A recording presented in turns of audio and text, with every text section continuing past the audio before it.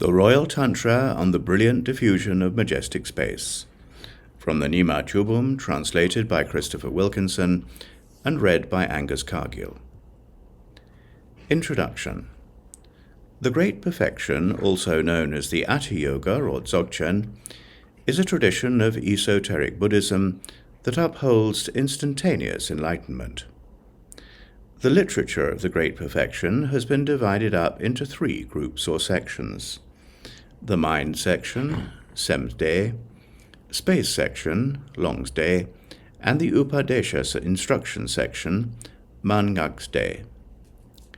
The Royal Tantra on the Brilliant Diffusion of Majestic Space is the king of the Space section Tantras, and is here translated in full for the first time. The Space section transmission is known as the Vajra Bridge, Dorje Zampa.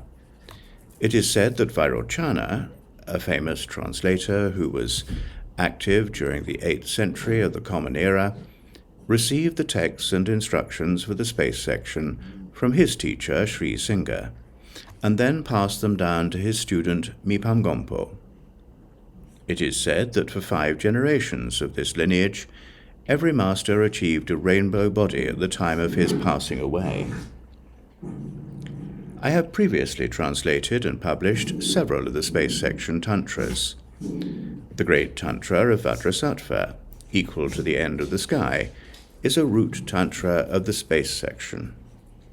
The 9 spaces on the ocean of the Bodhicitta, contained in the secret Tantras of the Fish Wheel, and the 9 spaces, is also a root Tantra of the Space section. The Tantras on secret wisdom, contained in Secret Wisdom, 3 root Tantras of the Great Perfection, are also root Tantras of the Space section. It has been a great pleasure to translate the king of the root Tantras of the Space section, the Royal Tantra on the Brilliant Diffusion of Majestic Space. I hope that you enjoy it. The Royal Tantra on the Brilliant Diffusion of Majestic Space. I bow to the Blessed One, the All-Good One. On one occasion I heard these words myself: being indivisible from the bodies, speech, minds, virtues, and good works of all the Sugatas, of the 10 directions and the 3 times, and dwelling in an identity that does not move from out of the state of being a single circle, everything is one in the space of equanimity. But in an effort to realize the meaning of this and to make it public, in the abode of Akanishta, on a field that is indistinguishable from the foundation of the 3 realms, to an entourage that was indivisible and appeared from out of myself, in which the Buddhas of the 3 times and the sentient beings of the 3 realms are not different, and in which those of the world and those who are beyond the world are in a single company, where I myself and my true nature are indivisible, and where from my essence and my true nature an unbroken river of manifestations appear to work for the benefit of living beings. I spoke with a melodious voice that purported the roar of a lion, and brilliantly explained the meaning of this royal and brilliant diffusion of the majestic space of the mind itself. All the enumerations of names for the Dharma, however many there may be, lack from the beginning any basis for their attribution, and are one in that space. In a single majestic space, samsara and nirvana may arise as anything, according to conditions, and therefore the Dharma, on the surface, is like the clouds in the sky and like the rainbow colors in the sky. Awareness dawns on us, so the state of our dominion is a self-awareness that is unobstructed. It has no faults. It has no borders or limitations. The precious wisdom that possesses no ideas has no true nature, so it may appear to be anything. Everything is a space for the bodhicitta. The mandala of the victorious Sugata and the reverted ideas for imparting empowerments that use ignorance and delusions grow larger, and are the dharmas of samsara. All the dharmas, however many there may be, are one in Buddhahood. So ideas about both their existence and their non-existence, and views about their goodness and their badness, are mistaken. Where there is a single equanimity, we cling to extremes. Selves and others appear to be separate due to conditions. When we engage our intellects in the existence of things that are non-existent, we are led by our yearnings, and we appear to be in bodies. On account of the sorrows of clinging to a self, we are not aware of the purpose that dwells within us. In the proper truth, there is no happiness or sorrow. We cling to a vesture of emptiness as if it was a real entity. When we investigate, there is no real entity. A thing that does not exist may appear to be anything. In the space of self-awareness, there is no emptiness or entity. When we understand that they are not there, we are liberated from the path of samsara. This is the inspiration of the finest of those who have understanding. The true nature of a single characteristic appears in all of them. The totally encompassing embodiment that has no demarcations arises from its dominion as the body of the victorious one. All things, none excepted, arise in a single dominion, in a totality, without any creator. As they are not entities, they may appear to be anything. The dominion of the Dharma appears as the many things, but its true nature is without essence. The bodhicitta, the continuum of which is unceasing, has no characteristics. It has no position. All things are naturally indivisible as dharmas. Anyone who would cling to them would be viewing them in terms of positions. Their mind would be deluded. For the correct meaning, they would use their deprived intellects. They would be clenched by the fetters of the noose of their clinging. So he spoke. From the Royal Tantra on the brilliant diffusion of majestic space, this is Chapter 1, the basic scene. No origins or applications. Then again the Blessed One spoke. Those who desire to dry out this great ocean of samsara must look for the heart of the Dharma in themselves. We must reach to the way it is with each and every thing, whether external or internal, for selves and others are non-dual. Our bodies, speech, and minds are one in the soul. Dharmas that are made out to be other than the soul do not exist, even in the smallest part. The bounteous enumerations of all things are also not visible in the way things are. They are like illusions, so the intellect that understands them makes our senses flow out into their objects. It does not send them into the abode of blissful awareness, so its significance is the same as if it surely did not exist. But we get the sorrow of seeing it as if it existed. However it may be evident, the space of reality is self-originating. Its true nature is the domain of the sky. Those that are beyond this world, and also those manifestations of methods and compassion, who are of the world, are the miracles of the dominion of wisdom. They are the heart of the Dharma. They are its own grace. The three horrible existences and the Buddhas absolutely do not live separately or apart. The self is an attribution of our intellects on the way things are. When we understand this, it is the finest inspiration. Buddhahood is not to be sought from an other. In the reality of primordial Buddhahood, what would be the benefit of cleansing our spirits? What would we achieve by abandoning things, or by taking them up? Even the heaps, domains, and generative forces are not divisible from the Buddha fields and the virtuous dharmas. They are a space of primordial equality. The 4 kinds of birth of the 6 classes of living beings are entries into the primordial path of enlightenment. There is nothing that is called a sentient being that is anything other than the dominion of the Dharma. We are not present in any one. We encompass them all. We use the way of attachment to remain in equanimity. We are neither close to nor distant from anything. So we dwell forever in the space of non-duality. There is nothing that is not subsumed within this. All things are perfected in the one, so this is the highest pinnacle of the vehicles. It is an overarching adornment.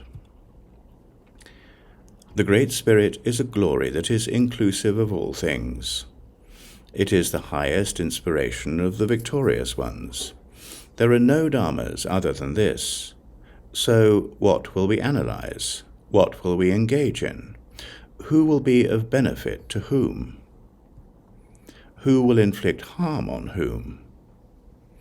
In the samadhi that has no origin or application, we have entered into equanimity from the beginning. That is why we have nothing to visualize and nothing to join with or to part from. The bodhicitta has no true nature. It is like a precious jewel. It may appear as anything. It is not contrived by anyone. It is inherently pure. Names and dharmas that cling to conventionalities are all naturally indivisible. Self-originating wisdom has its own space. Happiness, sorrow, and even equanimity are clearly self-arising and self-pacifying. In their own space, they are totally pure. In the way things are, there is no contrivance. From the unborn, the many things are born. They are not born in any true birth. There is not even an atom that will demarcate them. There is no movement in any true motion. They do not become anything. They are unborn. The heart of a Vajra has its own grace. It is neither stained nor destroyed by anything. The heart of a lotus is our own body. It has no exterior or interior. It is thusness. Even the bounteous fields of the Buddhas are the majestic display of my own ornaments. Even the 10 directions, the 4 times, and the 3 times are a space of indivisible equanimity. Causes and results are inseparable, so the many things emerge without any basic root. As things appear, the bodhicitta is adulterated by our delusions and reverted ideas, so we make attributions about its causes and its results, but in the reality in which we do not dwell on this intent, in which there is nothing to engage in or turn away from, there are no wheels of delusion, and there is no ignorance. The path to enlightenment is eternally pure. Our emotional problems are pure in their own place. This is why our body of equanimity is a great peace. It has power, and it is the finest inspiration. Even the sentient beings who appear to be in the 5 classes are manifestations that appear from me. We may live in a dungeon, but it is a Buddha field. How could we get any closer to it by purifications, travels, or quests? Even the 2, conceptualization and non-conceptualization, where we abandon the one and dwell in the other, do not exist. Non-duality is the perfect path of great bliss.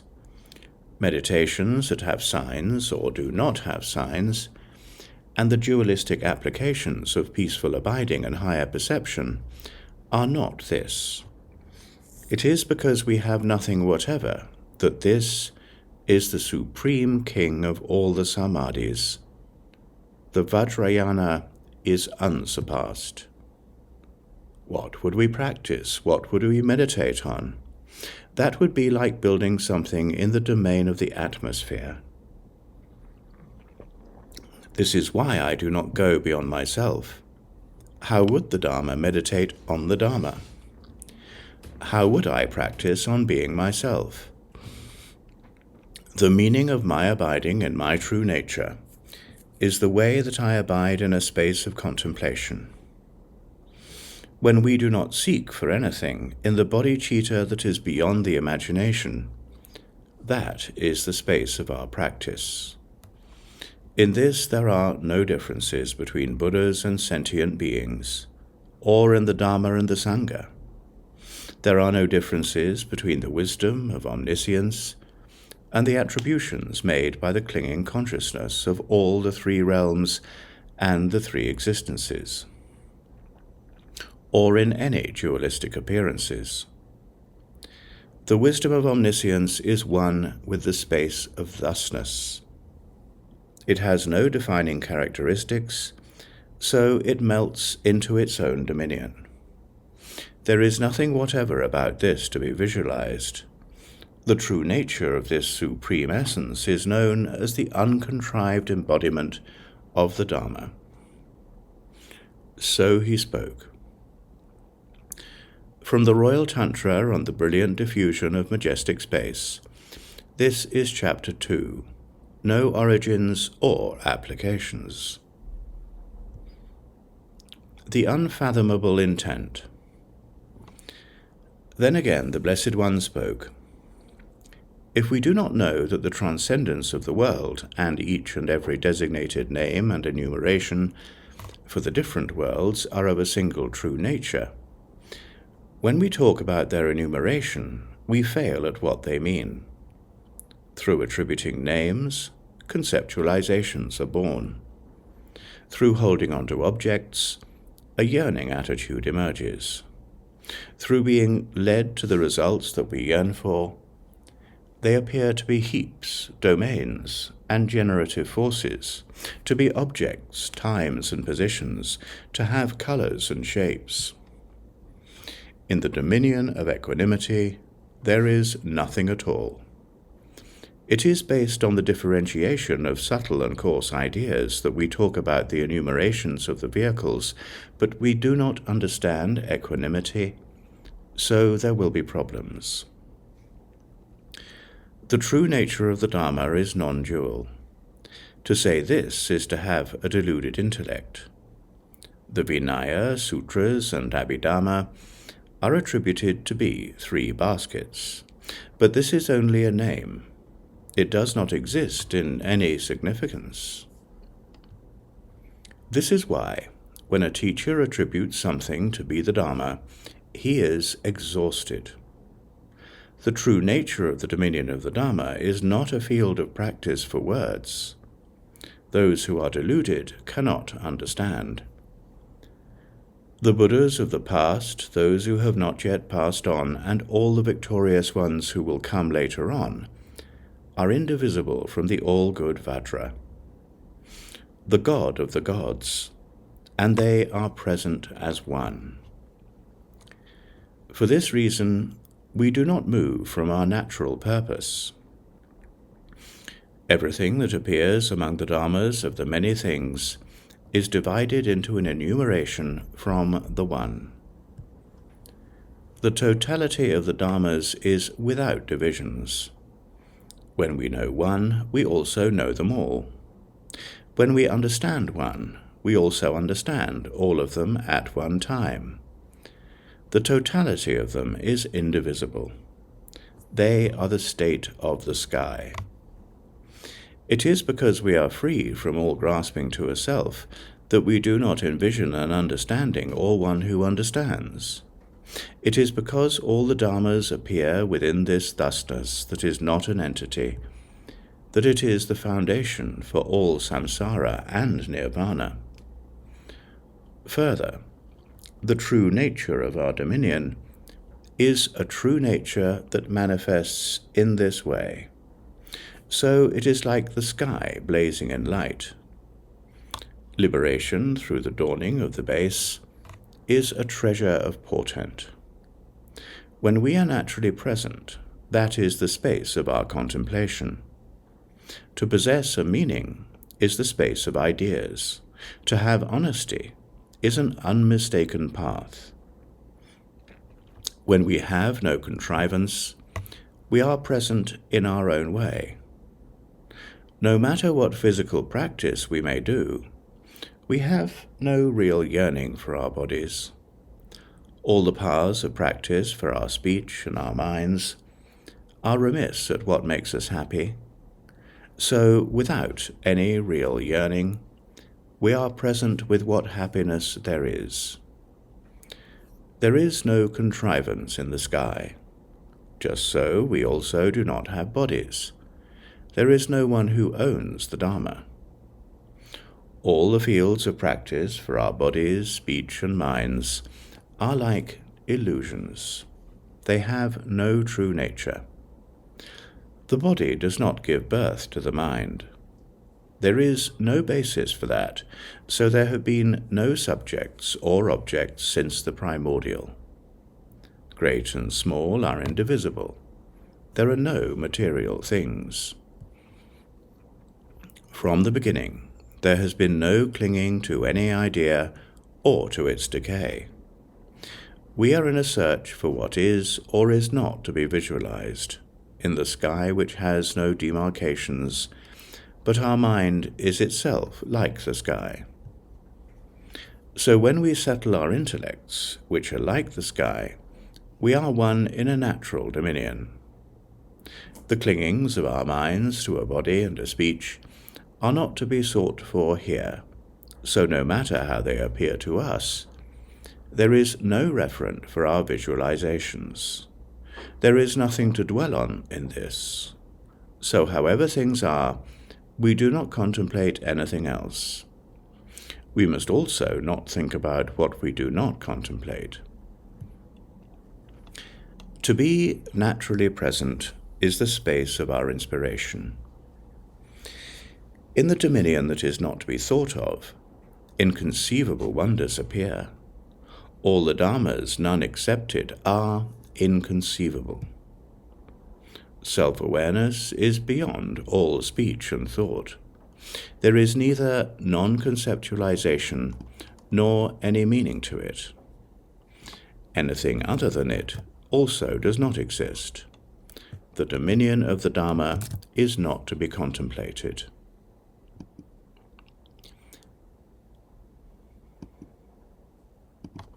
There is not even an atom to be contrived by any remedies. However, all these things dawn on us. That is the dawning of our natural base. Do not make them out to be levels of the Dharma. To remedy what we do not accommodate is a conceptual attitude. Truth and untruth are grounds for doubts. Faults and virtues are causes for taking things on and throwing them off. The dominion of equanimity has no truth or lies. In its significance there is no motion. If we do not move away from what this means, that is the yoga of yogas. It is brilliantly majestic. The virtues of dwelling one-pointedly and the understanding in which we think only for a moment are one in their natural dominion. This is why, in majestic equanimity, they are alike. They are alike. We say, in thusness it is so, for they cannot be estimated through any measure. They are difficult to fathom, extensive in depth, and spacious in being doors, so they are not fields of practice for the critical who are deluded. The mind itself is a majestic enlightenment. There is nothing on which to make attributions that it exists or that it does not exist.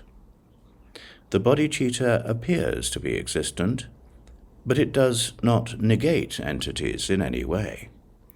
So the bodhicitta appears to be non-existent. It inherently pacifies our demarcations.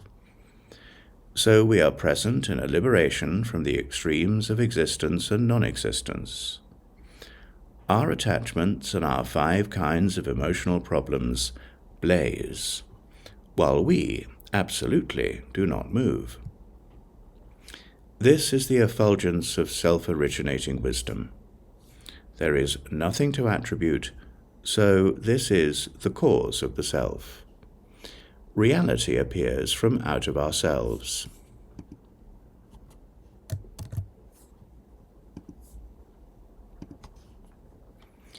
Our emotional problems, and even the 5 unpardonable deeds, are ornaments for the dominion of the practice of our desires.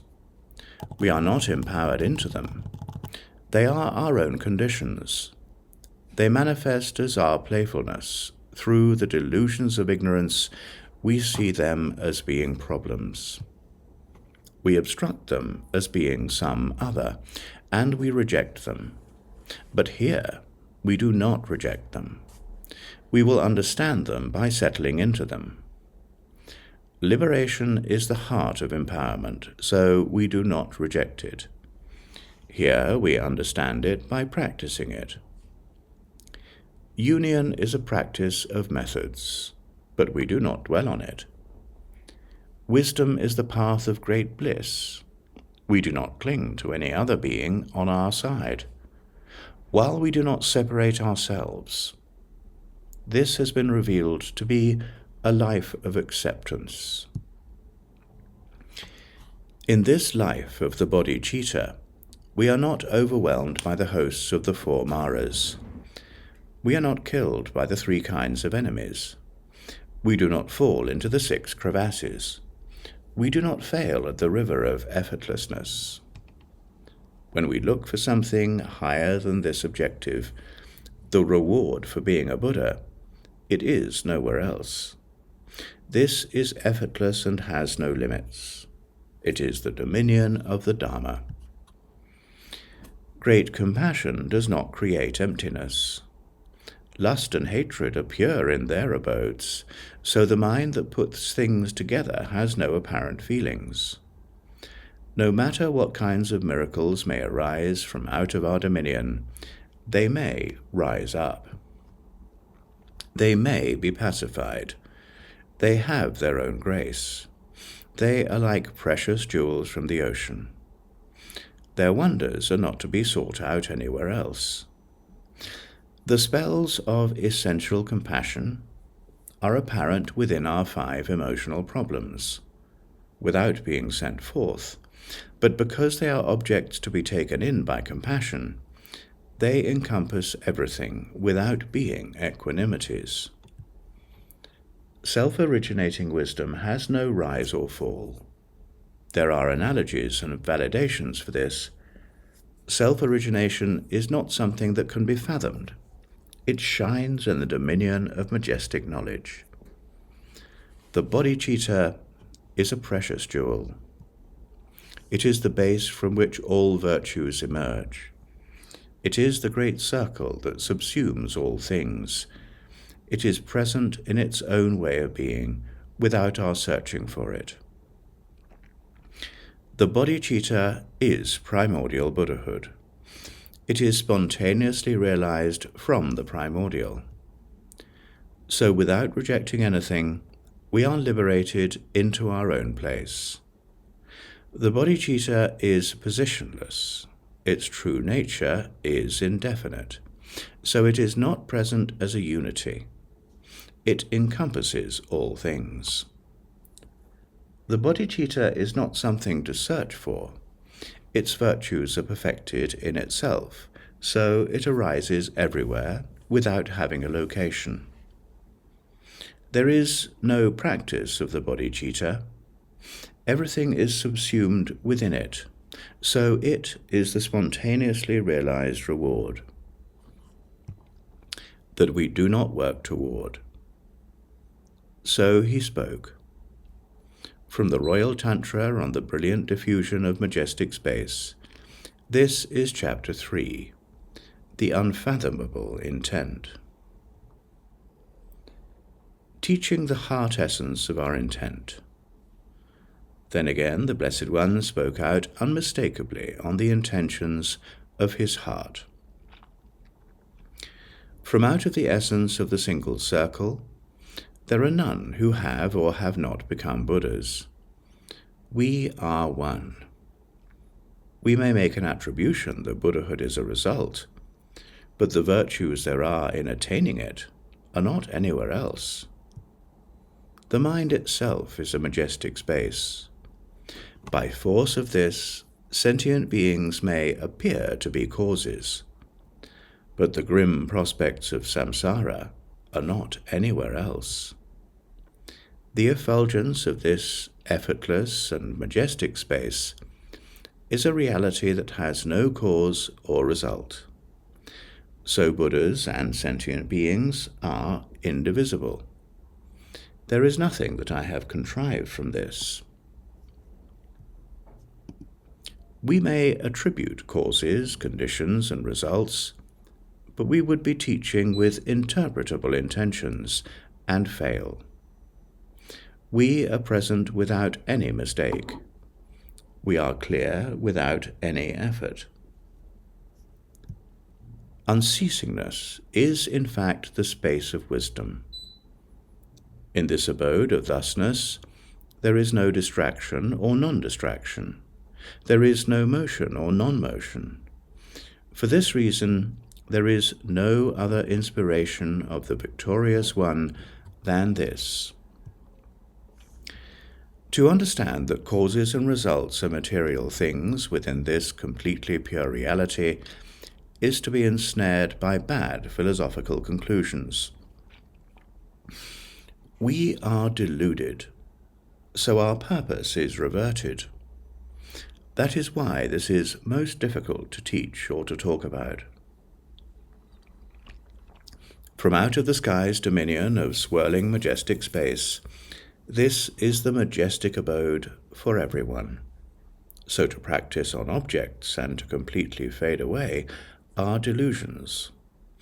We deviate in our purpose. When we destroy things with logic, they are not destroyed. Majestic space is liberated by its own grace. When we determine the limits of our thoughts, they are not determined. Majestic space is determined by its own force. When our own minds have the resolve of logic, that is the swastika of the changeless intent, the sentinel over the meaning of scripture and reason, smashes our stupid and reverted ideas into atoms. The transmission of the intent that does not turn back is not sent out to any extremists. We retain it. Peerless knowledge is the measure of our awareness. We do not practice on any object. This is the mind of equanimity. This is not something that is entirely common. This is not something that is to be sought after or worked on. It is not necessary to do anything for this. We do not need austerities or difficult practices. This is not something to purify or to travel over. Our non-contrivance is clear to us in our own place. To have power is to have no object of attachment.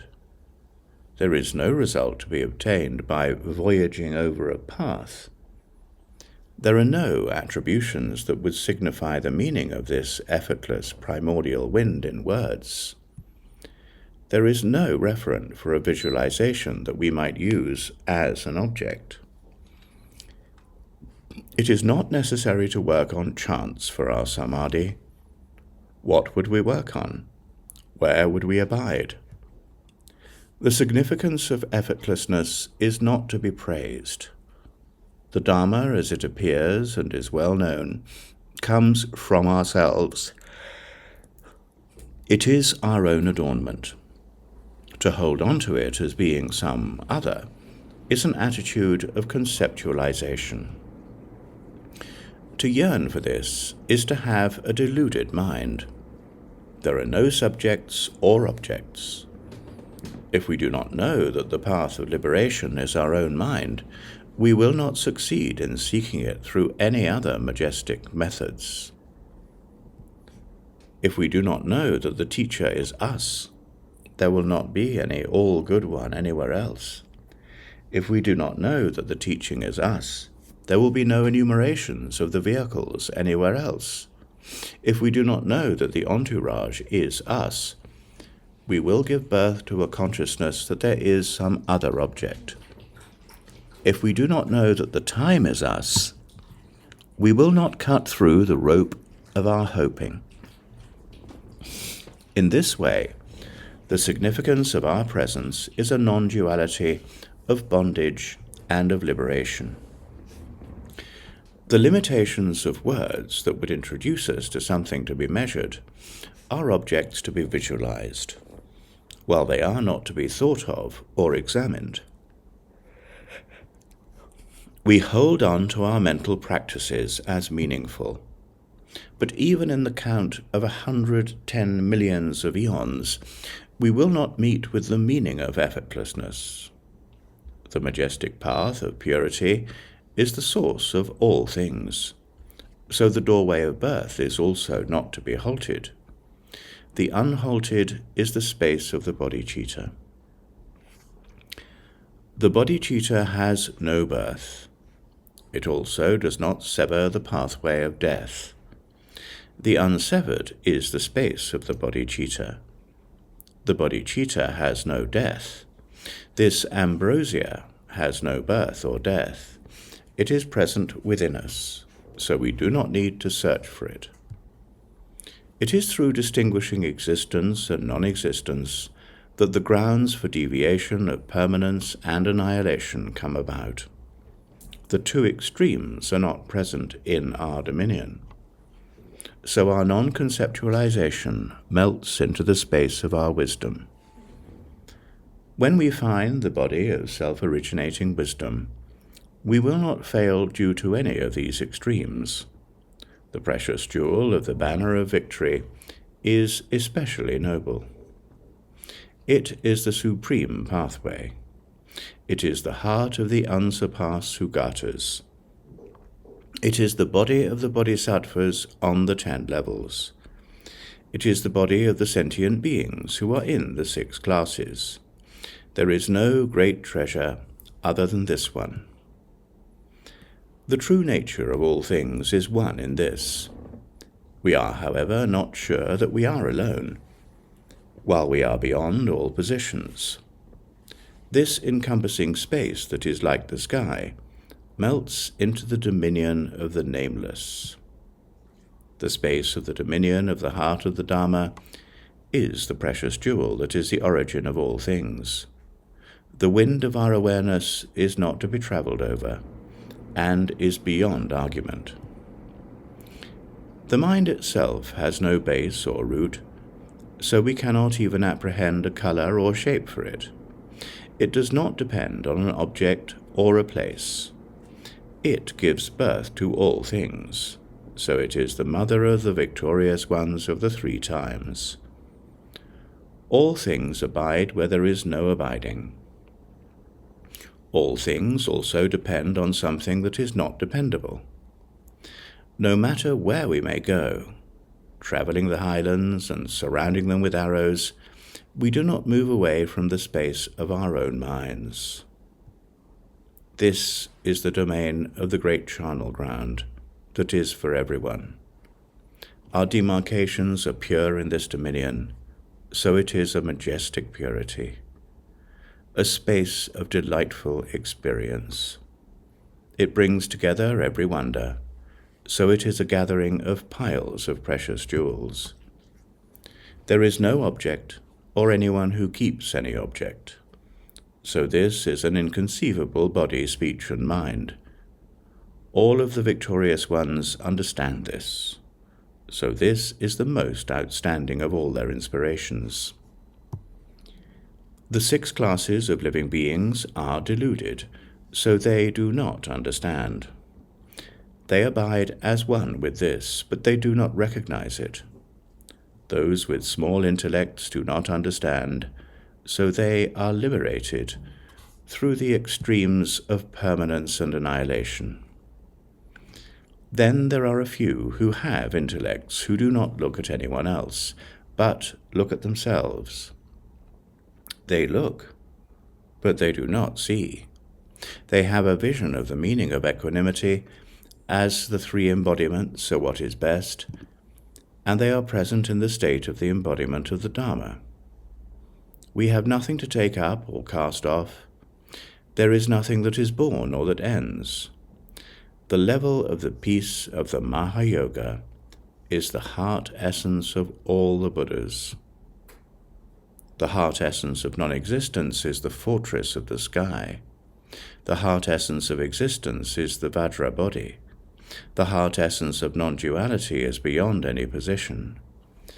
This heart essence of the bodhicitta is not by any means to be exemplified. So what would we visualize in our contemplations and investigations? The unvisualized embodiment of the Dharma is beyond all extremes. So he spoke. From the Royal Tantra on the brilliant diffusion of majestic space, this is Chapter 4, teaching the heart essence of our intent. The supreme inspiration. Then again, the Blessed One spoke. Among my entourage, which is none other than myself, there are those who get the meaning of yoga. This is the heart of the Tathagatas. We do not make a support out of the mudras of our bodies, speech, or minds, but we settle into our own place.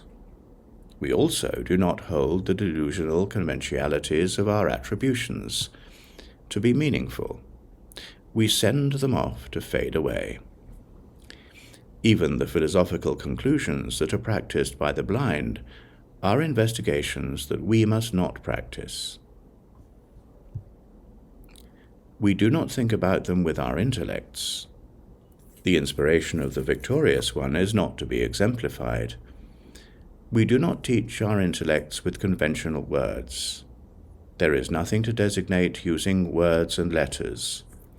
The status of an excellent being is one of the levels that those of great awareness may surmount. We abide in an essence that is beyond any basis of examination. The nameless must not be meditated as being a name. We are eternally present from the beginning, without any contemplation. Our dominion is not to be contemplated. This is why we are beyond the bases for contemplating any objects. Thusness has no base, so the river of consciousness has no characteristics. Because it has no demarcated cause, it is the dominion of the Dharma. This is beyond the limitations of any visualization. What will we find by searching on a path? To have no conventionalities is Buddhahood. There is nothing to search for except Buddhahood. Buddhahood is called Buddhahood. It is nowhere other than the bodhicitta. The bodhicitta is Buddhahood. Buddhahood is also the bodhicitta. The mind and Buddhahood are indistinguishable. There are no classes of samsara or nirvana. This is the nature of everything. This is also lacking any objects for our conceptualizations. There is no place that we must yearn for. Awareness that is without objects is a class in itself. The 6 classes of birth and death do appear, but it is through looking at things in terms of our yearnings for subjects and objects that we hold the noble Dharma to be a self. It is because we have made a unanimous decision regarding our dominion that, by the power of our delusions, we wander through samsara. This is described as the grounds for deviation of impurity. When we hold onto any position as an object, with the exception of positionless spontaneous realization, we make a unanimous decision regarding our domain. So this is described as the grounds for deviation of purity. The true nature of the bodhicitta has neither purity or impurity. Unchanging non-duality is the dominion of the Dharma. This dominion has no grounds for deviation. It is just like moving over the earth. With the exception of the dominion of the Dharma, which is non-dual and is beyond our thoughts, there are no objects that appear to be dual, that we must engage in, or that will make things happen. So the embodiment of the Dharma is alone. It is brilliantly secluded. It has no position and is expansive like the sky. It has no object to be negated, nothing to be proven, and nothing to take up or reject. Effortless, majestic space is spacious from the beginning. The 6 classes and 5 lineages of sentient beings are like the deceptive wheels of an illusion. They are generally encompassed by reality, so objectless awareness is primordially majestic. The true nature of our minds is indefinite. It does not penetrate the doors of the external or the internal. It has no mouth or bottom. It is primordially clear. Samsara, from the beginning, is nirvana. Sorrow manifests as the bodhicitta. There is nothing that we must attain or that we must engage in. There is no division between objects and minds. When we attribute something to be a miracle of the mind, which is not attributable, it is essentially our mind. But there will not be even an atom to visualize. For this reason, this is beyond any basis for attribution. To see this is to directly perceive the Buddha. To meditate on this may be a ground for deviation through demarcating things. When there is nothing to meditate on, we seek to wander, which is like looking for a golden ladder into the sky. When we seek some Dharma that is other than our mind, we are like the deer who are tortured by optical illusions. We will not meet up with our objectives. When we know the true nature of our minds, we know the true nature of the Dharma. When we know one thing, we also know them all. When we are aware of one thing, we are also aware of them all. In the space of self-awareness, there is no ignorance. Ignorance and wisdom are a pair that are attributed to be separate, without any root or basis for this. Further, ignorance is a deluded mind. To have nothing to think about and to do jhana meditation are a pair that is definitely one, but it is divided into separate things. Further, the inferior have deluded intellects. Having nothing to meditate on and doing meditation are a pair that is definitely one, but is divided into separate things. Further, there are intellects that understand their subjectivity. With regard to the essential and correct meaning, what would we meditate on? What would we contemplate? In our contemplations, we are beyond the limitations of visualizations. In our meditations, we are beyond any object that would distract us. Using the way of this intent, there is nothing to exemplify. So he spoke. From the Royal Tantra of the brilliantly diffuse majestic space, this is Chapter 5, The Supreme Inspiration. Teaching that awareness has no object. Then again the Blessed One spoke, without any extreme or middle, on the intent that is neither to be hindered nor worked toward. Limitless space is without position, and is spontaneously realized. We are brilliantly diffused within the dominion of wisdom. Our indefinite playfulness is like the sky. We brilliantly teach great miracles. We are beyond the extremes of this is it and this is not it. We are beyond all the conventionalities of names and words. We are beyond things that must be exemplified. We are beyond limitations. We have no diffuse existence or diffuse non-existence, to hinder or to work toward. We are beyond any objects that may be visualized, so we are beyond any measure. This is the space of enlightenment. It is like a water moon from the dominion of the ocean. A reflection appears, but it has no true nature. A diffuse appearance diffuses from out of the dominion of emptiness. This has nothing to do with any object. It is beyond any base or root. Each and every thing in the external or the internal, in the vessel or in its contents, is the heart essence of the Dharma, the bodhicitta. It may appear to be anything. It has no characteristics. The spaciousness of this space is beyond any measure of its vastness. Without hindrance, we practice whatever pleases us within this vastness. This reality is beyond any limitations. It is beyond any objects that might be a basis for examination. Awareness has no object, but it manifests as an object. It is the true basis for all things. So, without abandoning any of our clingings to positions, we diffuse within positionless space. Because we do not limit its vastness or fall into any position, we are beyond real entities, as is the dominion of the sky.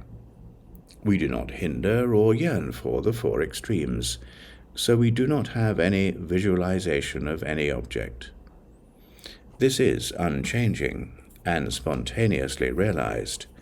It is a majestic pervation. It is a spacious space that is obviously without any measure for its vastness. From the center of the space, of a single majestic space, there arise all the bounteous subspaces, but they are spontaneously diffused, and are at peace within unchanging space. They are all diffuse, and in this they are one. All things are present in a state of equality, in a reality of motionlessness. We do not move away from the significance of equality. Inequalities do appear, but they are one within equality. They are diffuse within a dominion in which we do not reject or accept anything.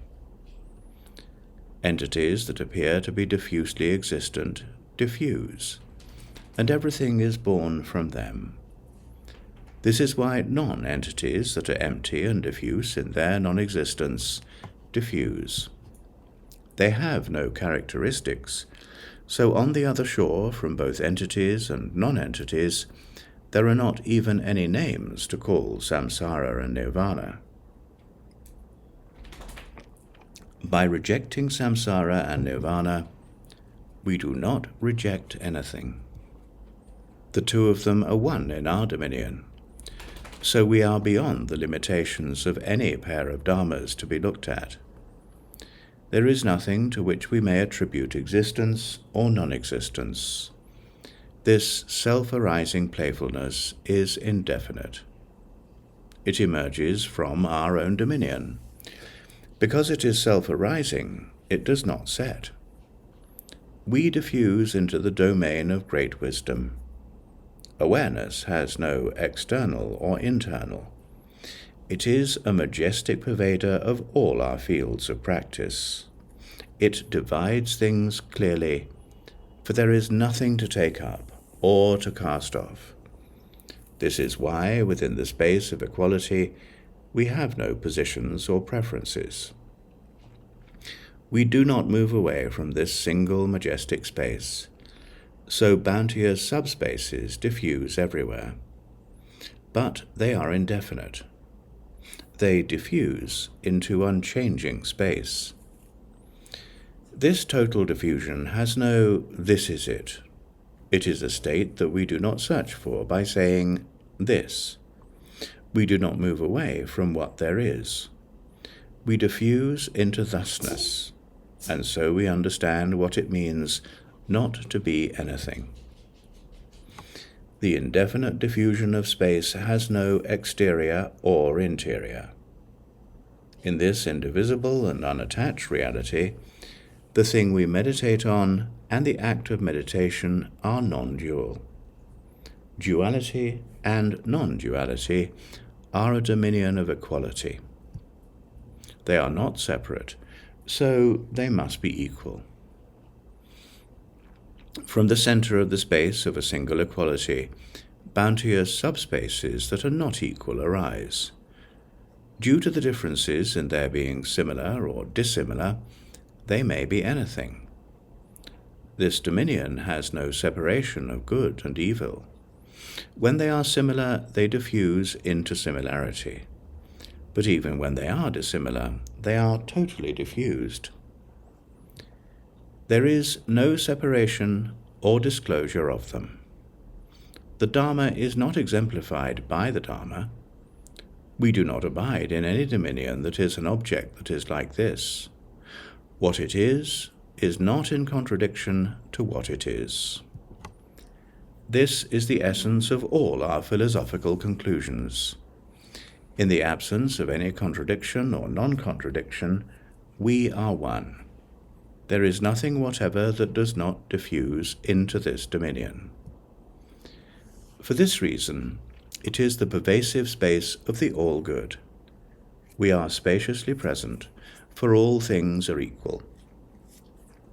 We search with conceptualizations and meditate on non-conceptualization, but where there is nothing to search for, everything is the same. Our non-dual nature diffuses into space. Both of them are just our own minds, so there is nothing whatever that appears as an entity. The reality which has nothing at all is entirely lacking in any good or evil, and in any taking things up or rejecting them. In our natural dominion we are one, so we are inherently free from the complications of demarcation. In the true nature of the unborn mind, this kind of essence is not present. There is nothing that we must stop or must work on, and nothing that we must reject or acquire. Disagreement and its remedies are indivisible, so they brilliantly melt into a space of unity. In the majestic space of the effortless mind itself, we totally reject all searches.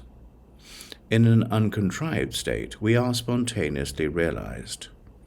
Our problems and virtues, happiness and sorrow, and the dharmas of samsara and nirvana are like clouds in the atmosphere of the windy sky. They are self-originating and are liberated into the space of their own peace. The attribution of being liberated is a conventionality. It falls into the position of liberation, so it is large in the disease of grasping and conceptualization. It holds the single space of liberation and non-liberation to be a duality, and it is diffused within them. In the significance of equality there is no delusion. The great circle is the embodiment of the Dharma. In the true nature of the bodhicitta, we do not reject anything. This is the majestic rejection. We do not dwell on anything. We are pure, so we are liberated into a space that is beyond limitations. We abide in the state of a majestic pervasiveness. We are alone and do not depend on anything. We have no objects, we have no preferences, we have no position, we have no abode. For these reasons, our own space was not created by anyone. It dawns on us clearly, so it has no outside or inside. It has no preceding cause. It has no support, so it has no subsequent presence and has no objects. There is no basis for us to put down our habitual tendencies. This is why the basis of all things has no objects. It is a pristine space. It is like the pathways of the birds in the domain of the sky. There are no trails. This is beyond having any problems or virtues. The dharmas of samsara and nirvana have no cause or conditions. They come from themselves. It is because they have no characteristics that they diffuse into space. We have no hopes or fears, so we are luminous in our dominion. Our dominion dawns on our dominion. This is the bodhicitta. Subjects who do not understand that the mind and space are a unity are not made of any material stuff. There is nothing that is separate from us that would appear to be an other. It is by the power of our understanding that we attribute them to be others. The bodhicitta has no outside or inside. Within objectless space there is a total diffusion. This is a reality that has no base or root. It is from out of a state of total purity that the dependent connections of the playfulness of illusion arise. The dawning of the base is a self-liberation that is self-evident. So without any effort, we diffuse into limitless space. So he spoke. From the Royal Tantra on the Brilliant Diffusion of Majestic Space, this is Chapter 6, teaching that awareness has no object. A view that has no limitations. Then the Blessed One spoke earnestly to those below him. The auditors are deluded about the meaning. They hold that objects and the mind are a duality. They are mistaken. The private victors are deluded away from the meaning. They conceive of the force in the 12 dependent connections. The bodhisattvas of small intellect cling to the way of the two truths. Whatever may appear is the self-evidence of the mind itself. So to seriously think about some other side is a deluded intelligence, for equanimity is not to be conceptualized. The Kriya meditate on the gods of the three families, so they have rites and works by which they seek within their bodies and their voices. The vehicle of the Tantra of both is like entering onto a pathway of vocal jealousy. Yoga has mantras and mudras, but it is just like doing the dances of the madmen. No matter what appears, it is self-awareness. So there is nothing that is not the bodhicitta. To view it as anything else is to have a deluded intellect. With the Maha, we are indivisible from great bliss. This is a view that is beyond any field of practice, but it clings to methods and wisdom as being meaningful. The view of the Anu Yoga is that wisdom appears forcefully in its own dominion. But non-dual bodhicitta is a great bliss. We use the 4 kinds of yoga as a basis, but no matter how we view them, they are the dominion of the Dharma. We do not move into anything else, so we diffuse over all the vehicles. Without there being any higher or lower, Majestic space is like a king. It bestows empowerment on each and every one. It brings all the kingdoms together into one. It neither works on nor abandons the two extremes.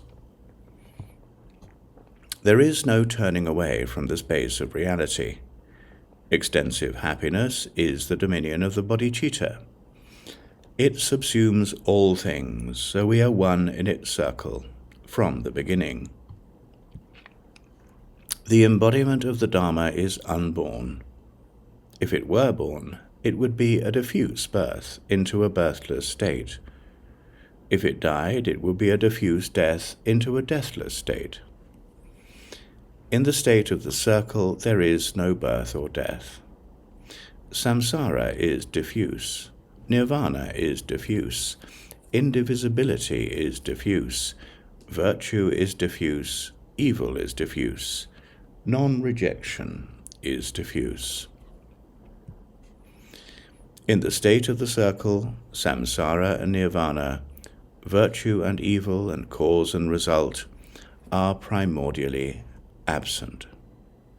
If there is permanence, it is diffuse permanence. If there is annihilation, it is diffuse annihilation. In the state of the circle, permanence and annihilation are absent. Equality has no preferences. It is primordially expansive. Appearance is diffuse. Emptiness is diffuse. Indivisibility is diffuse. A single circle is both apparent and empty because it has been absent from the beginning. It is a state of equality. The circle of equality is spontaneously diffuse.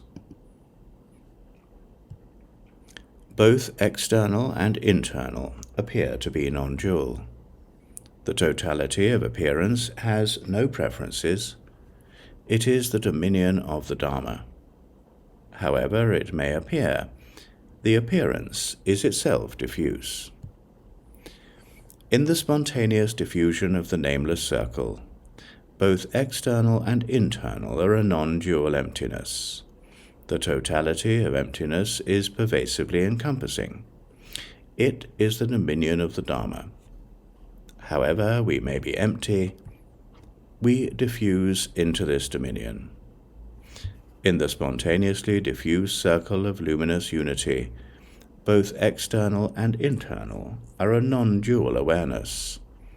The totality of awareness has no objects. It is the dominion of the Dharma. However we may be aware that is the dominion of our awareness. However we may be aware, that is the dominion of our awareness. In the circle that has no rising or falling, both external and internal arise as non-dual. Everything arises pristinely. This is the dominion of the Dharma. Wisdom is diffuse.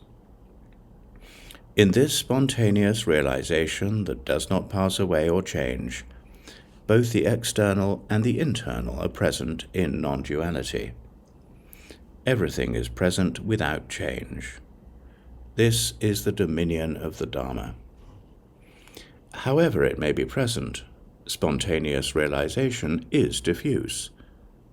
In the circle that has no birth or ending, both the external and the internal are liberated into non-duality. Everything is liberated in a single solitariness. This is the dominion of the Dharma. However it may be liberated, this is the space of the embodiment of the Dharma.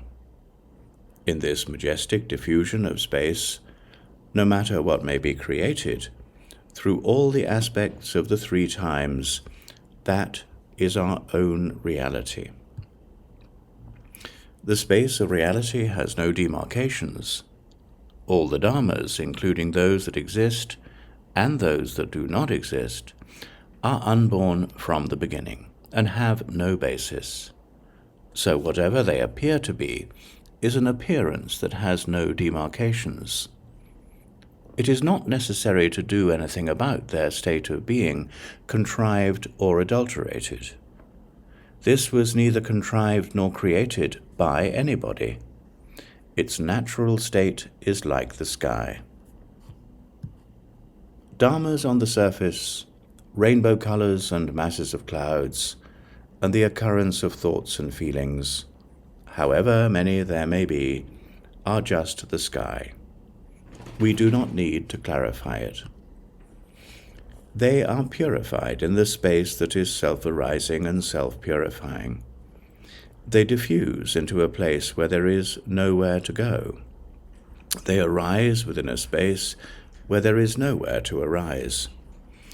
In this same way, the vessel and contents of samsara and nirvana are self-arising and self-pacifying. This is the space of reality. There are no dharmas that we may view as being something else.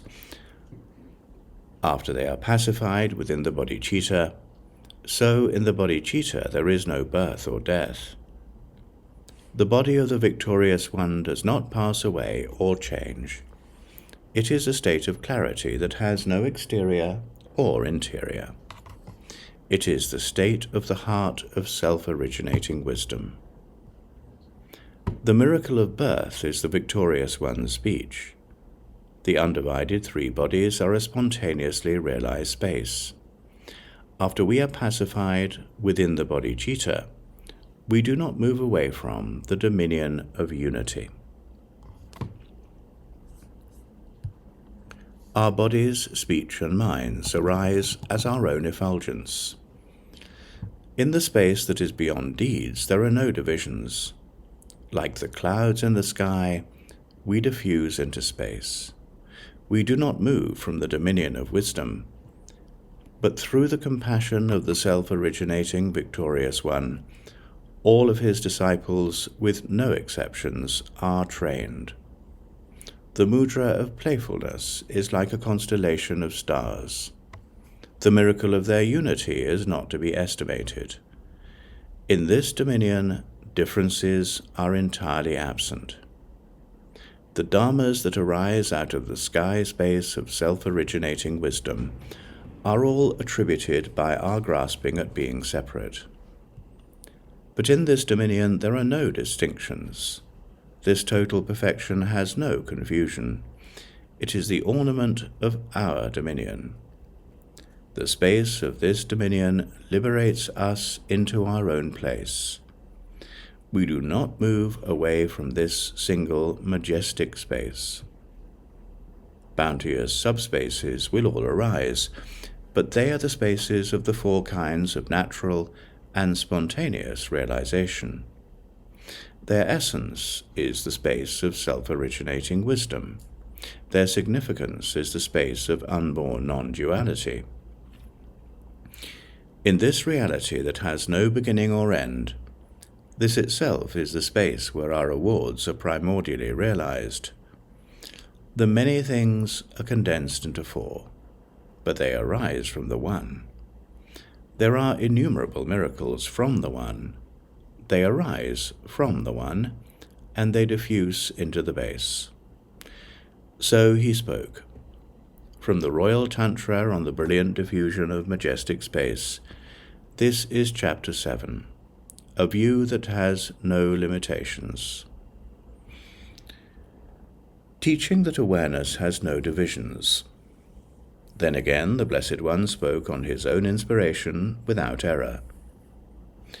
In the reality of unified reason, there are no characteristics for enlightenment or non-enlightenment. The true nature of the ultimate and the relative is one. It is non-dual. It is beyond our thoughts. It has no birth or ending. The sentient beings of samsara's three realms, and all the pure realms where the three bodies are arrayed, are from the beginning single in essence. They are indivisible from the beginning, so there are no remedies to be used for purifying the facade of filth. The darkness of our limitations is cleared away in a single moment. Unlimited diffuse space is spontaneously realized. The space of the embodiment of the Dharma may be present as anything at all. The manifest embodiment is naturally indefinite. It may appear as anything at all. It may shine as anything at all. Because they have no birth, our pleasures are perfected. The embodiment of pleasure may be anything at all. The Vajra body has no beginning and no end. The Vajra body has no destruction or separation. It is indivisible and is beyond birth and death. It is, in fact, the body of real enlightenment. Reality is one, but it appears in 5 embodiments. A variety of appearances may arise in any way, but they do not move away from the space of the 5 bodies. Even the suffering of heat and cold in hell diffuses within our own space of reality. There is nothing that is separate from us. So, in the space of our 3 bodies, we are primordially Buddhas. Even the sufferings of being put into service of the animals diffuse within our own space of reality. There is nothing that is separate from us. So, in the space of our 3 bodies, we are primordially Buddhas. The humans, gods, asuras, and the rest of the 6 classes of living things do not have sorrow in their own spirits. They too diffuse within the dominion of the Dharma. There is nothing that is separate from us. So in the space of our 3 bodies, we are primordially Buddhas. The specifics on the vehicles, however many there may be, are said to be 84,000. But they are the virtues of a single majestic space. This is exhausted as it is taught to our disciples. There are absolutely no causes or results, which may be attributed to anything other than this. The space of reality has no cause. From the beginning it has no conditions. It is a space for playfulness from the beginning. Our result is a self-originating wisdom. But this is beyond all the causes and results that we demarcate. From the beginning, our 3 bodies are liberated into space. There are no dharmas that are not subsumed within this.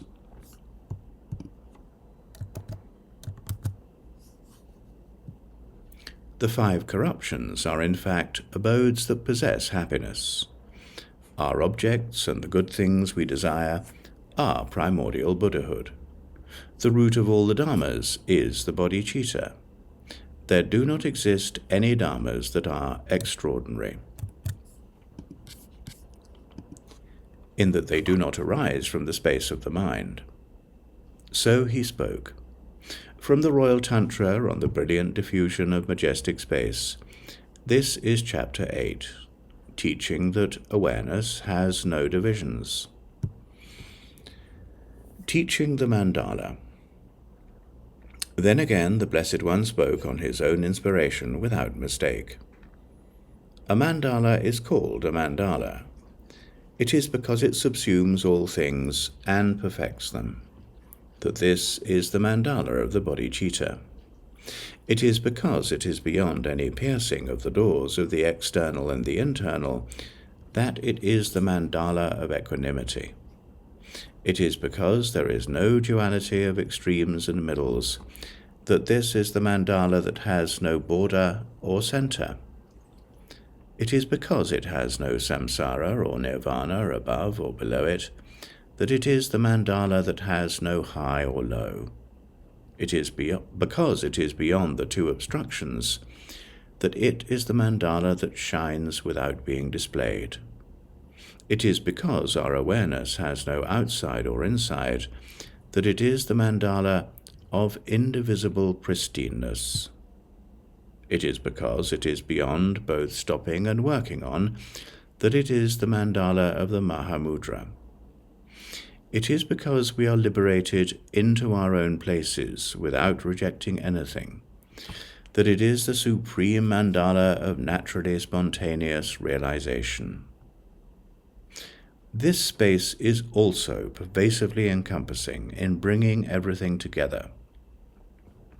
It is generally encompassing, a space that subsumes the 10 levels. It is because we discriminate divisions from the one that there is the wonderful apparition of the 10 levels. They are subsumed into the one, so there is no high or low. Because there is no high or low, there is no wide or narrow. Because it is beyond extremes and middles, it has no outside or inside. Because this has no birth or ending, it has no 3 times. Because it has no 3 times, it has no birth or death. Because it is not compounded, it is the body of the victorious one. In the equanimity of my contemplation, I am one. The practices of the victorious one's contemplations are vast beyond thought, but self-originating wisdom is a space of unity. There is not even an atom that moves into something else.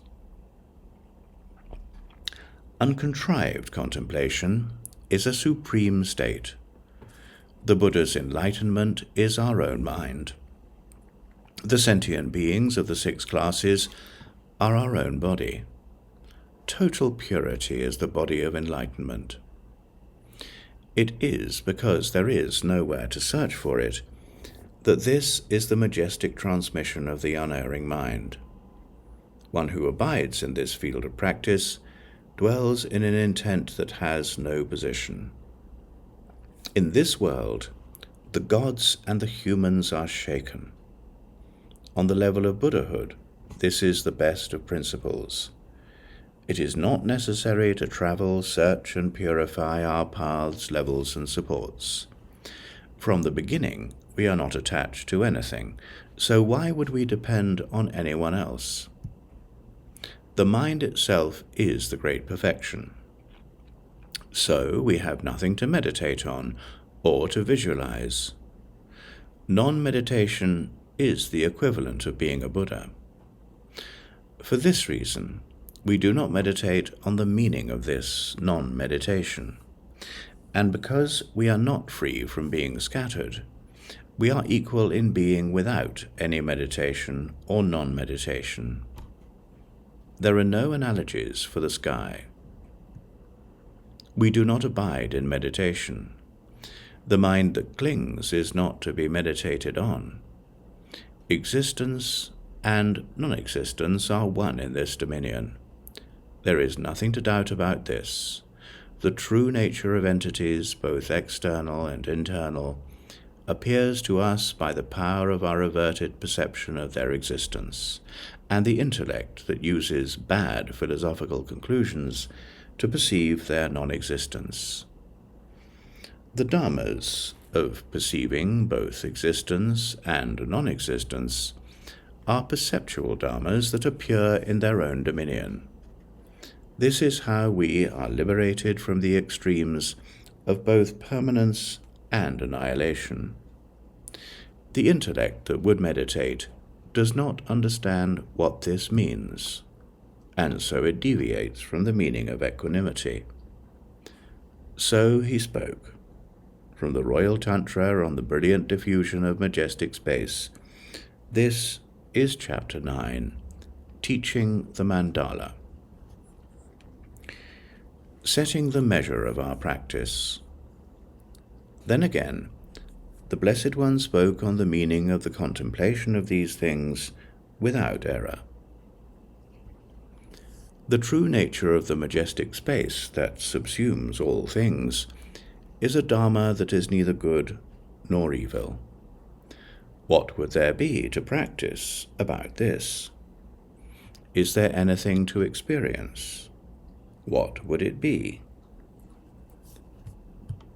There is nothing whatever that goes beyond this. We do not transcend it. We do not crave for it. It is a river of the sea. The objects of our visualization are like the sky. The measure of their subtlety is that they are equal to atoms. The measure of their stability is that they are like Mount Meru. They are spacious. This is the space of the sky and of the ocean. This is the true nature of the all-good Mother. She is equal to the purity of the nameless sky. We may talk about the enumerations of the victorious ones, living beings and all the rest, but our true minds have the purity of majestic space. We will not find them by searching for them. This embodiment of the Dharma is not to be sought, but this body of bodies is apparent to everyone. What is this? It is Buddhahood. I seek for myself, but I am nowhere else. The diffusion of thusness is a total diffusion, but when we seek it in an object, we do not find it. Noble enlightenment is not in some other.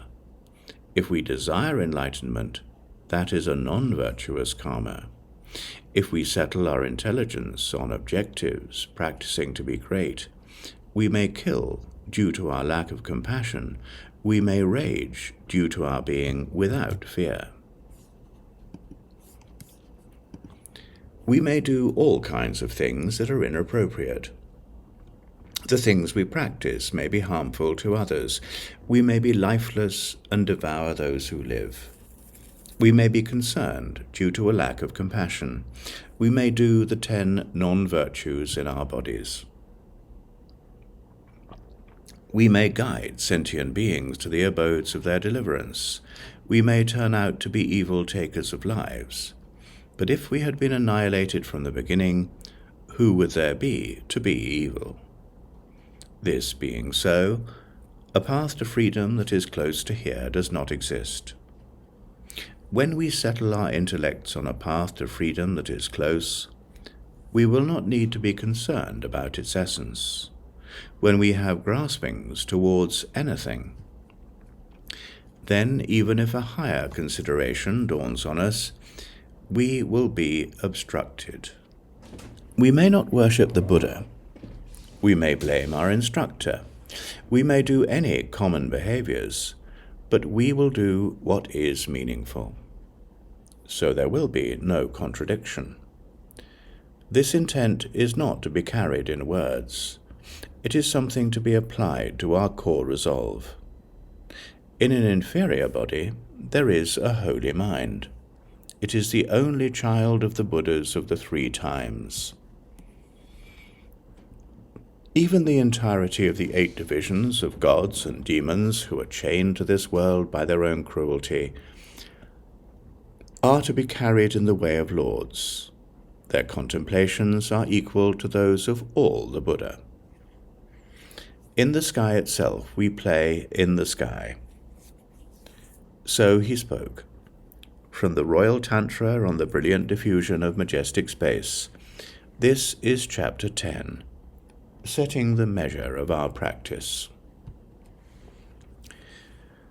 Cutting through exaggerations from within. Then again the Blessed One spoke on his own inspiration without mistake. In the pristine reality of the basis of all things, our skull-jump awareness blazes and beams out. We completely understand what we did not understand. Wisdom blazes in the space of understanding. In samsara, in fact, there is no samsara. In the wheels of delusion themselves, there is nirvana. Wisdom dawns on the wise ones. Things appear to be dark for those who are not wise.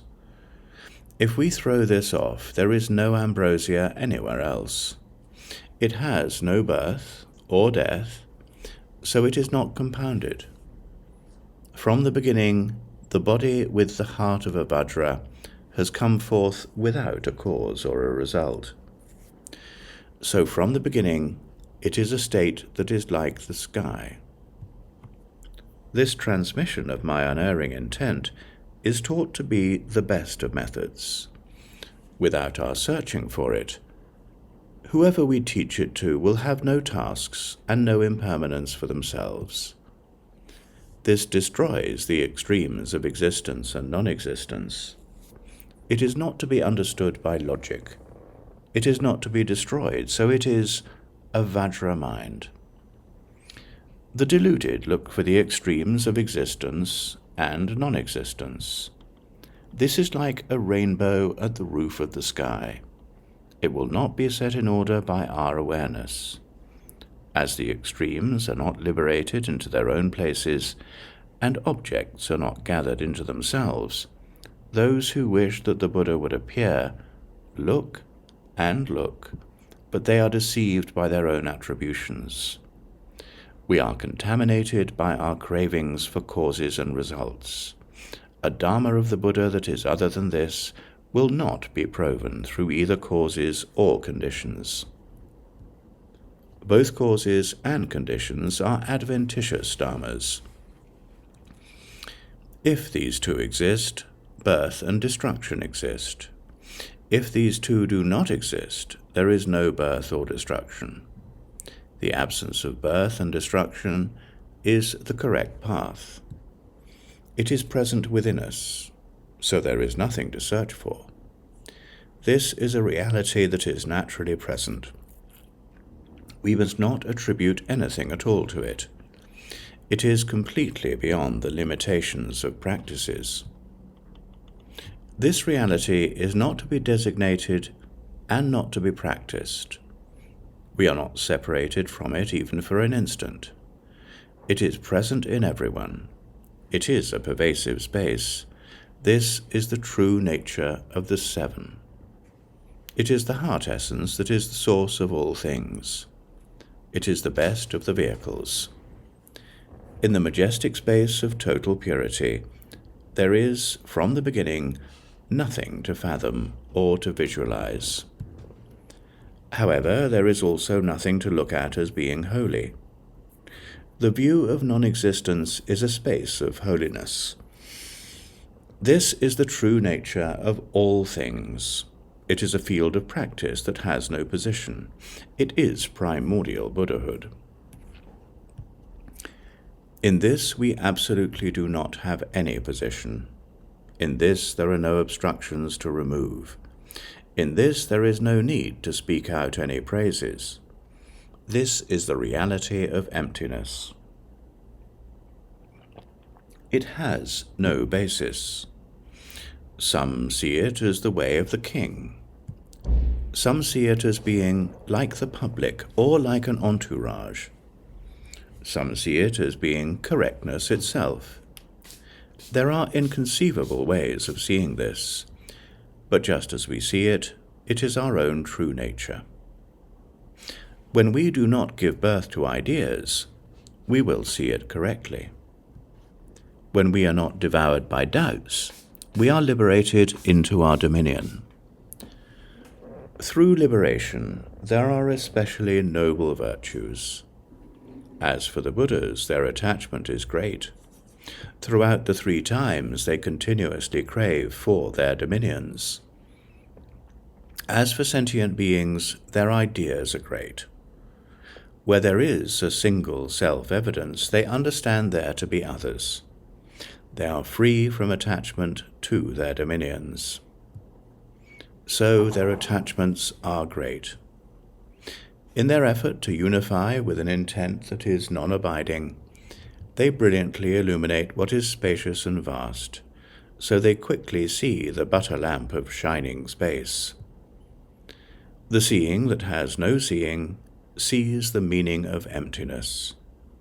After we have eliminated our habitual tendencies, there is no seeing. This is the seeing of the meaning of the continuum that is unbroken. There is no seeing after our obstructions have been exhausted. After wisdom dawns on us, there is seeing. The heart essence of the effortless Dharma is not to be exemplified with words and leaves. It is not to be destroyed by grammar or by designations. Shapes and colors are not to be seen. Due to conditions, anything at all may appear. Therefore, we do not spend our intellects on the dharmas of appearance and of repute. So our minds are not attached to the stuff of material entities. There is nothing on the other side of any other conditions, so we ourselves practice our own dharmas. This is beyond all vision and hearing, so we sever the basic root of the mind from inside. This is the majestic path of yoga, so it cuts through our doubts about whether the motion is dense or subtle. This is beyond measure, so we do not throw it into the mouth of subtle experiences. So he spoke. From the Royal Tantra on the brilliant diffusion of majestic space, this is Chapter 11, Cutting Through Exaggerations from Within. The two accumulations are perfected in ourselves. Then again, the Blessed One spoke on his own inspiration without error. The cave that is the spirit of my inspiration is a cutting through to my objectives. Except for this, no one will seek the path of liberation anywhere. Those who are darkened do not understand, and they seek for some meaning. They are like the congenitally blind who seek for light in a visualization. They use the analytics of the navel for determinations of their own intellects. They seek for a meaning that has been present from the beginning. They are like those who are from the islands of jewels that look for rocks. By mixing gold with brass it becomes adulterated. Taking in and holding on are the cause of samsara. To designate them to be the Dharma is a sorrow.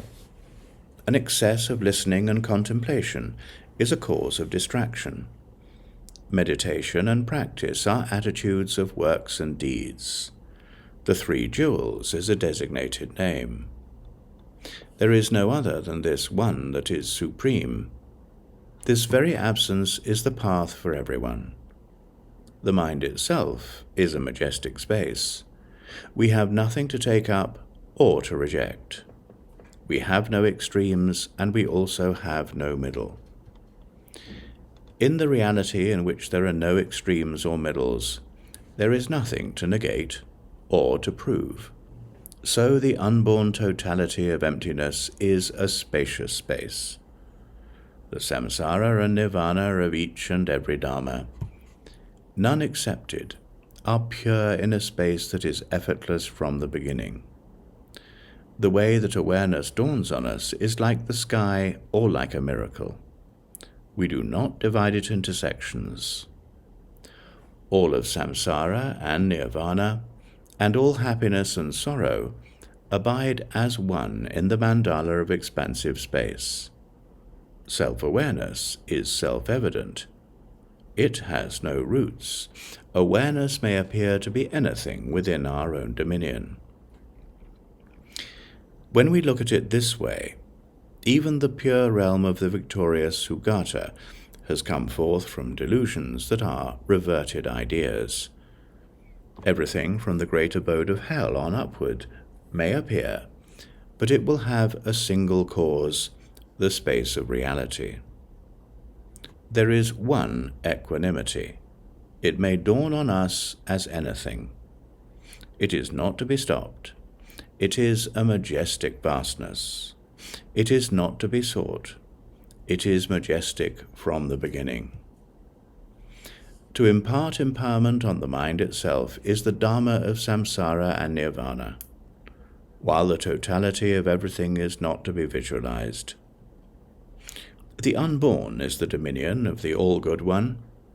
It has no position, but due to conditions it may be evident as anything. It brings forth everything that we want, and exhausts our vision. In the purity of the liberation of our knowledge, our objectless awareness shines through space.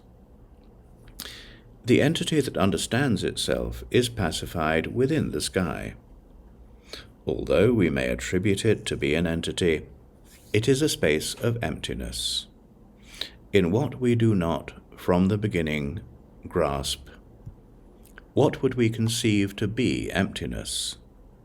Through planting the seeds of samsara, we deviate into the place where causes and results have outflows. Samsara and nirvana appear to be a duality, but there is no king of equality other than this. Through their thusness, samsara and nirvana are pure. The pure and the impure appear from the One. There is no essence to our yearnings for objects that appear. Those who hold to a position on emptiness will thereby go on to the maras of yearning. By holding on to our own characteristics and turning away from holding on to entities, we designate them to be empty, and so we are exhausted. In the essence of this single awareness, there are no exaggerations of things as being empty, or as being entities.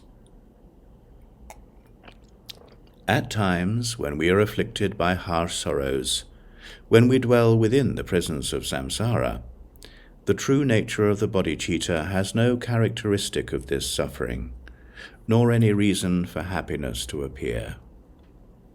It is gathered together by the power of our self-awareness, and we are proud to possess self-originating wisdom. So everything is the majestic path of total liberation. By just going into the One, we may be sure this is a path that has no high or low, and it is also an abode that has no good or evil. Everything melts into this, so the crevasse of samsara is the bodhicitta. In this dominion there are not grounds for deviation. So from the beginning we have no characterization that would conceptualize a self. We are totally liberated into the state of the sky. So this is like a pure sky, or like a miracle. Our understanding emerges from our lack of characterization. The assumption of what we must know is a self-originating true nature. We are inherently liberated. This is an effortless space. The many things appear, but they have no creator. The many things arise from the One, therefore we are alone. We look at our own face. These are the instructions for a non-dual encounter. I am sticking my fingers into the contemplations of the Buddhas. There is nothing other than the single space of the mind, so there is nothing besides the bodhicitta. The way of being of the mind is primordially realized, so there is no reality remaining to be worked on. It is like the sky. It is established from the beginning. The ati is beyond deeds and searches, so we do not depend on any other result. The way it arises is as a clarity, like the light of the sun and the moon. It is not to be hindered. It is our own grace. A clear vision of wisdom purifies our emotional problems. It cuts through the grounds for deviation that there are in joining and separating the vehicles. It is free from the insertion of crevasses into our dominion. The way that it is not to be visualized. So the cavernous space that is for entities turns our understanding away from emptiness and entities. This is real, and it has been determined to be great. This is primordial, and its greatness is beyond any object that we might search for. This cuts through words. We do not dwell on any object that might be characterized. The continuity of our way of liberation is unceasing, so the equanimity of the equality of time has no birth or cessation. Everything is a space for primordial Buddhahood. There is not even a name for birth, death, passing on, or changing. The entire totality of all the dharmas, both external and internal, is not in a duality with ourselves. So the space of the circle of unbiased equality is the dominion of the totality of the bodhicitta. We do not move away from our single true nature. It is unchanging, just as it is, a space of great bliss. We abide at our base. It is not necessary to seek for primordial liberation. No matter how we may meditate and search, doing things strenuously, we will fail in our power. Where there is no crevasse, a ground for deviation appears. This is indeed the erroneous pathway of the lowly. Those who turn the advantage from themselves to another pollute their own reality by themselves.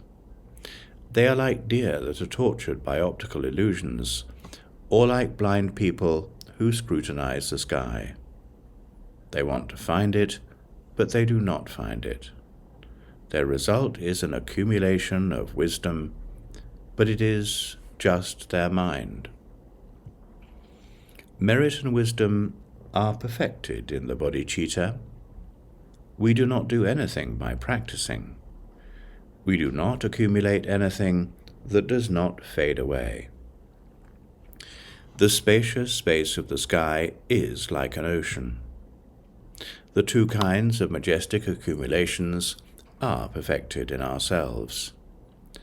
The way that awareness dawns on us is such that it certainly does appear, as if there were a world and something beyond it, but both of these are unborn.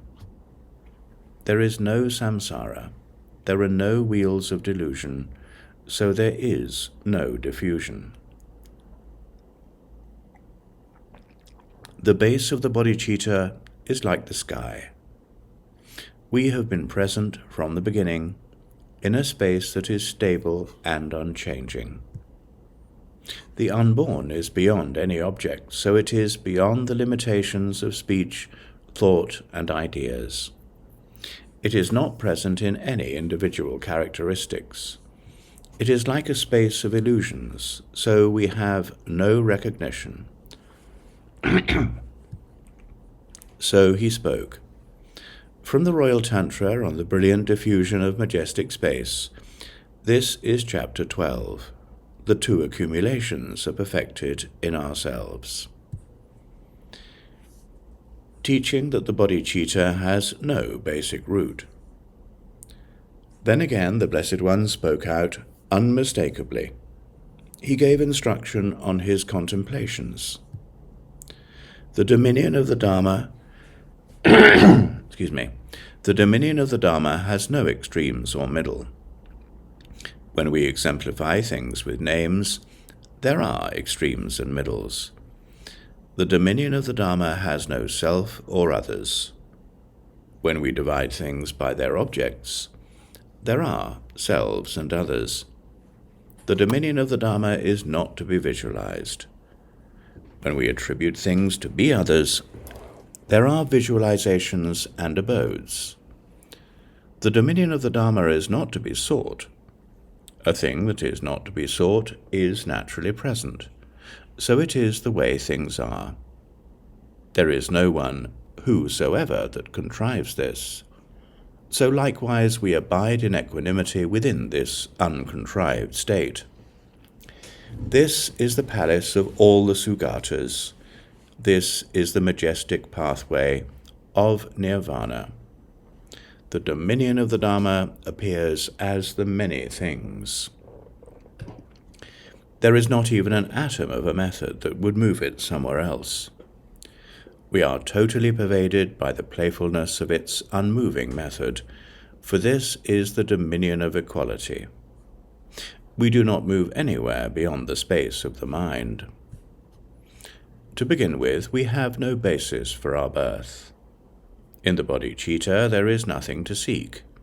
Samsara and nirvana are not brought forth, for they are self-originating, and they arise from the base. In the interim, we have no object on which to dwell. All things abide in the space of our awareness. In the end, we have no object for our liberation. All things are liberated in the state of our dominion. In this, we do not purify our own spirits, for even if we search for it from someone else, we will not find the Dharma. The space of our contemplation has no going or coming. To dwell within it is a state of understanding. All of the Dharmas that are present in the three realms are Buddhas from the very beginning. In the immediate present, they are not transformed by any conditions. We do not separate the level of Buddhahood and the abode of hell, according to any preference. In the bodhicitta, they are one. So a division into two does not exist. All things exist in equality. So to be without clinging to any position is a space of happiness. Even the crevasses of samsara's 6 classes are present within ourselves. We cut through them within ourselves. There are no sentient beings that are off to the side. The things we must know fall into our own realities. There is no cause to give birth to attachment or hatred for them. Entities are not present as any kind of object. Because there are no entities, there is nothing to see as an object. Be it great or small, or an attribution. Even the contemplations of the victorious one are united in the dominion of equanimity. Anything may arise out of the dominion of equality. This wonderful treasure of precious jewels was not given birth to by anyone. It does not diminish, nor is it suppressed. It has no augmentation or detraction, and has no passing on or changing. It is beyond our clingings to existence and non-existence. It is indivisible from the beginning, a pristine space. Everything is self-originating and self-apparent, so we are beyond the limitations of great uncertainty. In this, there is no samadhi to be sought. Our practice is beyond happiness and unhappiness. We are naturally unmoving, so our view is designated to be the majestic space of the sky. Everything is born from an unborn dominion. The miracle of birth is an ornament of the unborn. We do not move away from thusness, so our playfulness appears to be like the unborn. Because we do not pass away or change, we are without birth. Because we are not destroyed or divided, this is the space of the Vajra. We are not destroyed by anything.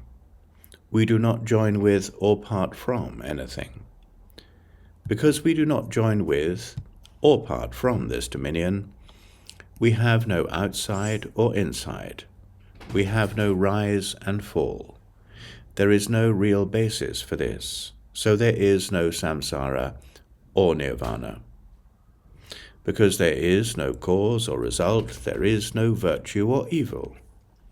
This being so, the dharmas that are demarcated as being virtuous or evil are adventitious, so they have no meaning. The indivisible cause and result is a great circle. The bodhicitta has no roots. Everything is our own minds, the ornament of our awareness.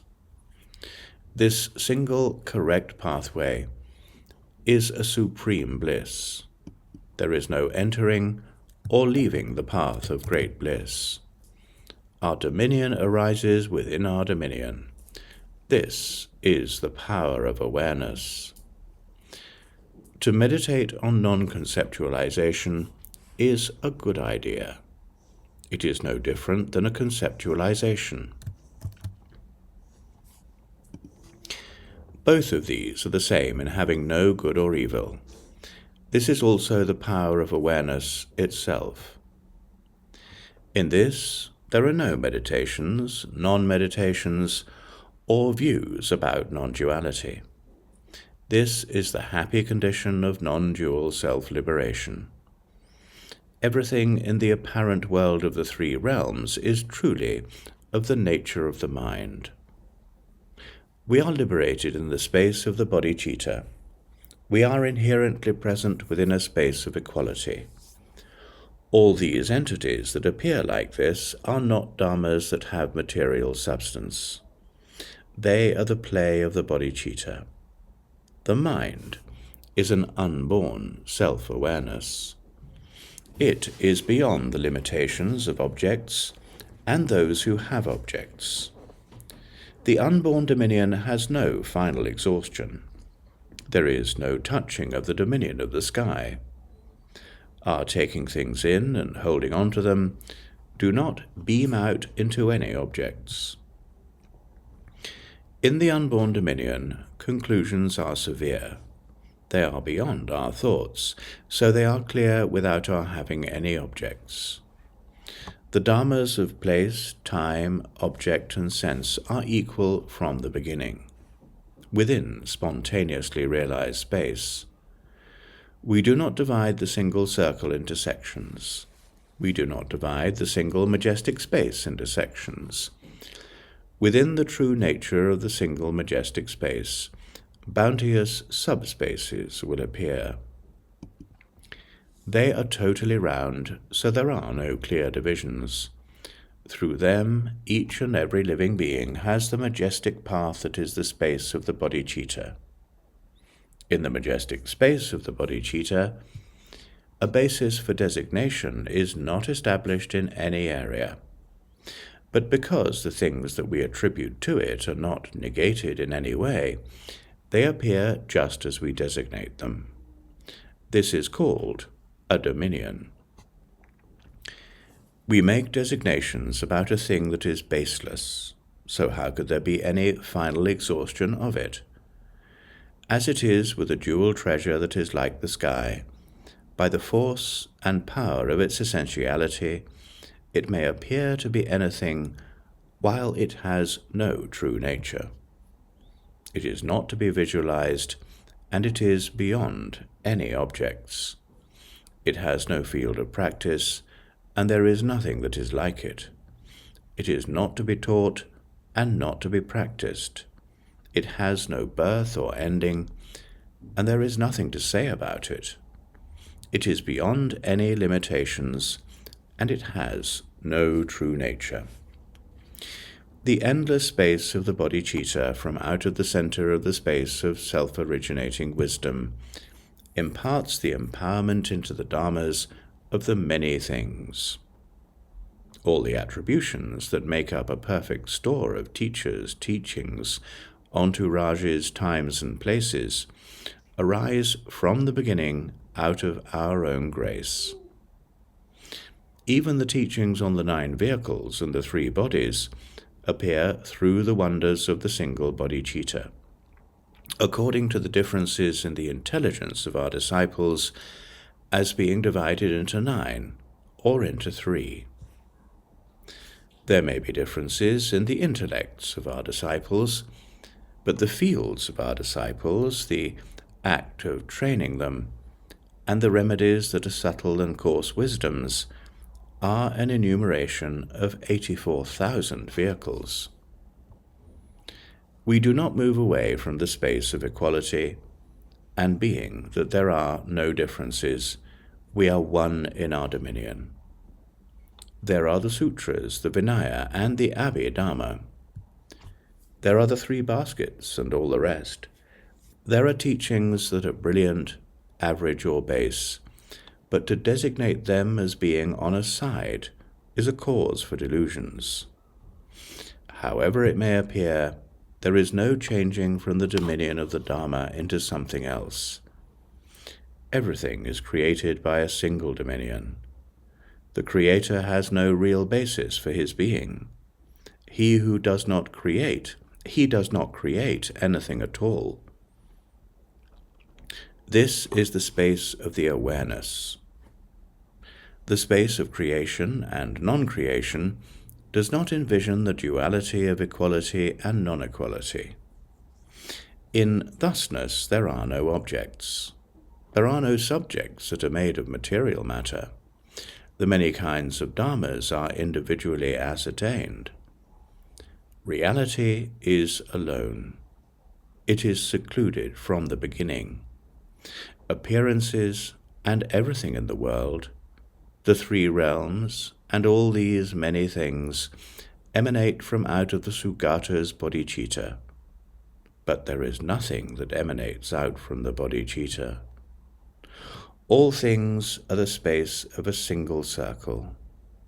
The majestic space of the circle is pervasive, so there appear 4 majestic spaces that are subtle. The way of being of the bodhicitta is that it may be present in anything at all, and that it may be visible in anything at all. Our view is a majestic space that has no location. The way of manifesting of the bodhicitta is that it may manifest as anything, and it may be practiced as anything. Our practice is indefinite. It is a majestic space. The way of existing of the bodhicitta is that it may be anything. It may meditate on anything. Its meditation is without visualizations. It is a majestic space. The way of liberation of the bodhicitta is that it may liberate anything. It may realize anything. We do not work toward a result. This is a space of primordial realization. From out of the one there appear the 4. This is the virtue of being self-originating and self-evident. From out of the space of the one everything arises, so we are gathered into a single indivisibility. This is why we are exhausted within the space of dualistic clingings and differences. The establishment or non-establishment of our bodies and our minds has no previous or later, but from their equality the unborn is considered to have been born, without any basic root. There is no basis for an abode of attachment in which our habitual tendencies are gathered up or not gathered up. So they are self-appearing in the way of the sky. We do not use any visualized referent by which we would say this for what we mean. That is certainly true, but all the dharmas that appear and are well known are self-originating. Emptiness is majestic as an ornament of our dominion. There are inconceivable events and feelings, but they are indivisible from our dominion, so they are self-originating and self-pacifying. They have their own grace. This being so, we cannot fall away from them. There is no movement toward this intent, so one-pointed settling is Buddhahood. There is no going, for this is primordial Buddhahood. In it there is no moving or quaking, so we are naturally present on the level of the Buddha. The conventionalities of movement and non-movement are attributions that are mere exemplifications. Our own essence is beyond any talking. It is extremely deep and far. It is difficult to fathom. In its spaciousness, it is profoundly deep. It is the space of the sky. The space of the sky has no mouth or bottom. Self-luminescent awareness has no outside or inside. Just as it has no real basis, it is exemplified by analogies. So, in the majestic element of the sky, there is nothing to designate as existent or non-existent. This reality that is beyond exaggeration and appreciation is beyond the sicknesses of both good and evil.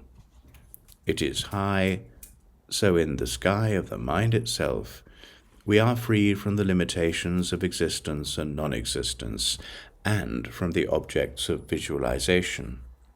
We have no object, and in this we have no absences. We settle into our natural space without searching.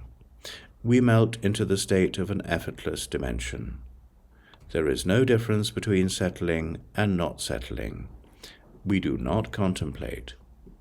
We do not think. In our own way, we may give birth to any ideas, and we do not hinder them. So our method of settling is to have no settling. Not settling, we have no coming or going. So we hold our awareness in its own place. This is the method of meditation in which we have no meditation. We are not devoured by dualistic thoughts of doubt. This is a method of contrivance in which we do not contrive. This is our meeting with the reality that is our own mother. This is the penetration into the core of the unchanging. Inconceivable appearances appear within this. They appear here and are not to be seen anywhere else.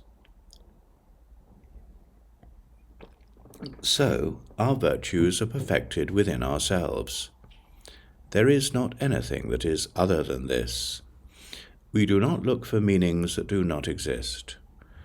Looking and not looking are non-dual. When we are liberated into our own place, that is the space of reality. So he spoke. From the Royal Tantra on the brilliant diffusion of majestic space, this is chapter 13, teaching that the bodhicitta has no basic root.